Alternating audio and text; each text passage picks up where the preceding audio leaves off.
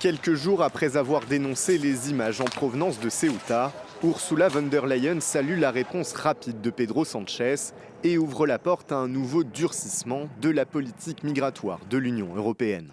Cet épisode montre clairement que nous devons aller plus loin pour renforcer nos frontières aux points les plus sensibles, notamment à travers une surveillance accrue et, lorsque cela est nécessaire, l'utilisation de barrières physiques.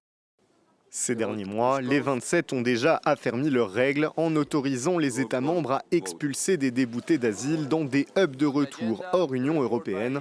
Pour la présidente de la Commission, l'entretien à distance entre les ministres de l'Intérieur de l'UE, prévu mardi, devra permettre de tirer les enseignements de cette crise.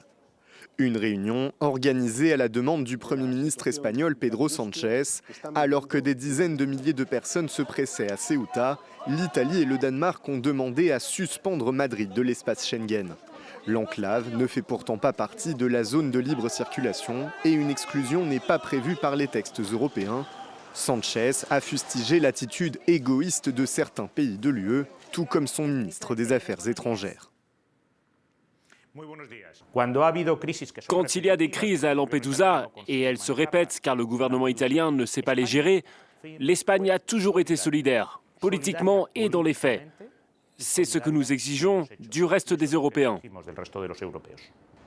D'après le gouvernement espagnol, plusieurs dizaines de migrants sont morts en essayant de passer la frontière.